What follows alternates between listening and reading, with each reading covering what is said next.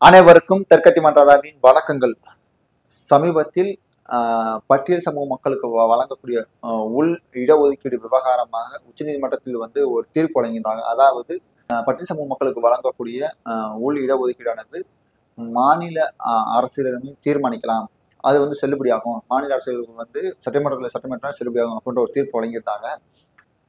அதை எதிர்த்து பட்டியல் சமூக மக்களின் பாதுகாவலன், பட்டியல் சமூக மக்களின் பிரதிநிதி, விளிம்பு நிலை மக்களின் காவலன் என்று தன்னை பிரகடனப்படுத்திக் கொள்ளக்கூடிய திருமாவர்கள் மறுசீராய்வு மனு செஞ்சிருக்காருங்க. இது நீங்க அதாவது மாநில சுயாட்சி பேசக்கூடிய திருமாவர்கள் இது மத்திய அரசே இருக்கட்டும் அப்படின்னு சொல்லி பேசியிருந்தாங்க. இது சமீபமா பேசிக்கிட்டாங்க. இது தீர்ப்பு ரொம்ப ஆச்சு, 1 மாசம் ஆச்சு.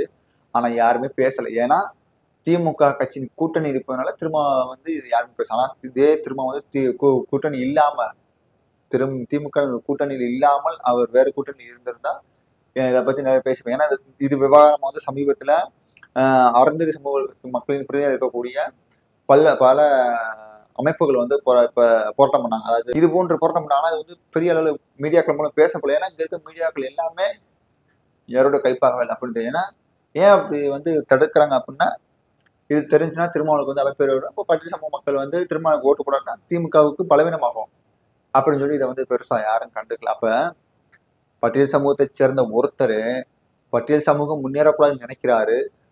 இது எங்க போய் முடியும்? அப்ப எப்படி பட்டியல் சமூகம் அல்லாத பிற சமுதாய மக்கள் பட்டியல் சமூகத்தின் மீது சமத்துவத்தை பேணுவாங்க? நீங்க சொல்ற பட்டியல் சமூகத்துல இருக்க ஒருத்தர் அதே பட்டியல் சமூகத்தை சேர்ந்த ஒருத்தரை முன்னேறக்கூடாது அப்படின்னு சொல்றாங்க. அதுலேயே அந்த உச்சமன்ற தீர்ப்புல ஒரு கருத்தையும் சொல்லியிருந்தாங்க. அதாவது பட்டியல் சமூக மக்களுக்கு அதாவது என்ன சொல்றதுன்னா லேயர் முறைனா பொருளாதார அடிப்படையில் வருஷத்திற்கு 8 லட்சத்திற்கு மேல்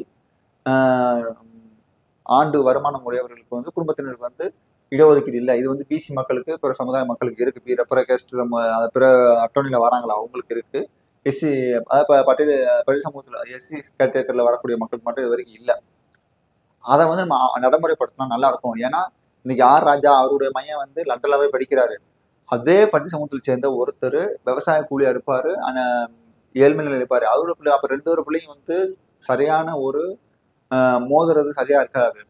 அப்ப இடஒதுக்கீடு பண்ணுவோம், இடஒதுக்கீட்டுல லேயர் முறையை கொண்டுருவோம் அப்படின்னு சொன்னாங்க. அப்புறம் அவங்களே அதை இல்ல கொஞ்ச நாளா பாத்துக்குருவோம், இப்போதைக்கு தேவையில்லை அப்படின்னு சொல்லிட்டு அவங்களே அந்த இது பண்ணிட்டாங்க. சும்மா ஒரு ஒப்புதல் சொன்னாங்க. அந்த ஒப்புதல் சொன்னதுக்கு இங்க இருக்கக்கூடிய ரவிக்குமாரா இருக்கட்டும், இங்க இருக்கக்கூடிய திருமணம் இருக்கட்டும் அப்படியே கொதிச்சாங்க. நீங்க சமத்துவம் தானே வேண்டும். அவங்க சொல்ற கரெக்ட் தாங்க. இன்னைக்கு பட்டியல் சமூகத்திலே 3 தலைமுறையா ஒரு பதவி அனுபவிச்சிருப்பாங்க. அது காவல்துறையா இருக்கட்டும், வக்கீலா இருக்கட்டும், ஏதோ ஒரு அரசு பதவி அனுப்பிச்சிருப்பாங்க. அப்படி இருக்கவங்க நாங்க 3-4 தலைமுறையா அரசு பதவியில் அனுப்பிச்சிட்டோம், நாங்க அதாவது விளிம்பு நிலையிலிருந்து முன்னேறிட்டோம். அப்ப எங்க சமுதாய மக்கள் விளிம்பு நிலையில் இருக்காங்க, அவங்க முன்னேற நினைக்கணும்ல. அப்ப இங்க நம்ம சொல்லிக்கிட்டு இருக்கோம்ல பட்டியல் சமூகத்தை பிற சமுதாய மக்கள் ஒடுக்குறாங்க. அப்படிலாம் இல்லை. இங்க பட்டியல் சமூக மக்களுக்குள்ளேயே பட்டியல் சமூக மக்கள் முன்னேறக்கூடாது அப்படின்ற எண்ணங்களோட தான் நிறைய இருக்கிறாங்க. இதுதான் தெரியுது. ஏன்னா இதை திருமாவளவன் எதிர்க்கிறாரு.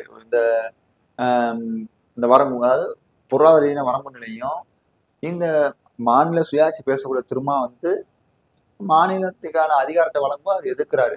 அப்ப எவ்வளவு எவ்வளவு ஒரு கொள்கை முரணோட இருக்கும் பாருங்க. அப்புறம் இன்னும் என்னன்னா, இங்கிட்டு இவங்க எதுக்குறாங்களே இந்த கட்சியோட பேர்லாம் பார்த்தா ஆதித்தமிழர், தமிழ் புலிகள் அப்படின்னு பல பேர்கள் பார்த்துக்கிறங்க.